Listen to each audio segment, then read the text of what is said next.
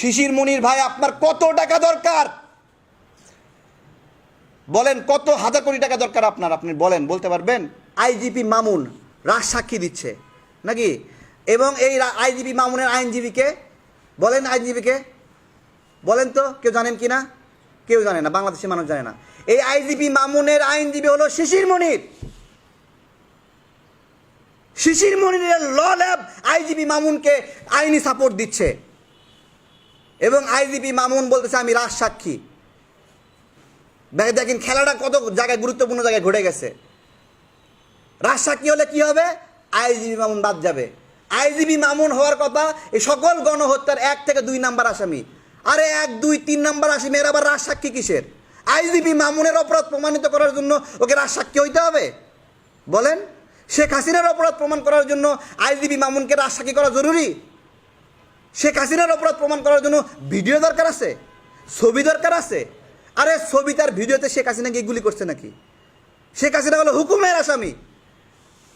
হ্যাঁ, তাকে কি করতেছে? আইজিপি মামুনকে রাজসাক্ষী বানায় একটা নাটক তৈরি করছে যে রাজসাক্ষী পেয়ে গেছি আমরা, সে শেখ হাসিনার পক্ষে সাক্ষ্য দেবে। আরে রাজসাক্ষী দিয়ে সাক্ষী দিলেন যে শেখ হাসিনা সব খুনের আদেশ দিছে, বললাম, তারপরে কি শেখ হাসিনাকে ভারত থেকে ধরে আনতে পারবেন? হ্যাঁ, এই পুরা ঘটনা আইজিপি মামুনকে বাঁচানোর একটাই রাস্তা ছিল, সেটা হলো তাকে রাজসাক্ষী বানানো। এবং শিশির মনিরের ল ল্যাব এই জায়গায় সাপোর্ট দিচ্ছে কেন? শিশির মনির ভাই আপনার কত টাকা দরকার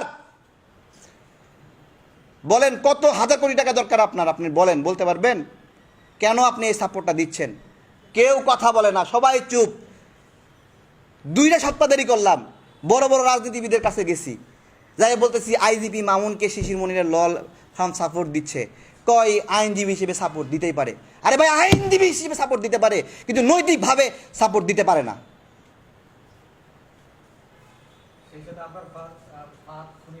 আর আমি আজকে, আপনি এটা মনে করে দিয়ে ভালো করছেন, মানে শিশির মনির ভাই আপনি এরকম কেন ভাই?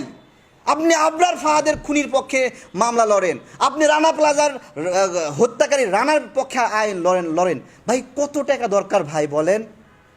হ্যাঁ, আমরা আজব হয়ে যাচ্ছি। আমি যখন দেখলাম ওই দিন নাকি আইজিবি মামুনের পক্ষে শিশির মনির দাঁড়াতে গেছেন, তখন চিফ প্রসিকিউটর বলছে আপনি দাঁড়ায়েন না, তখন ওই শিশির মনিরের ল ল্যাবের আরেকজন আইনজীবীকে দিয়ে দাঁড় করাই দিছে।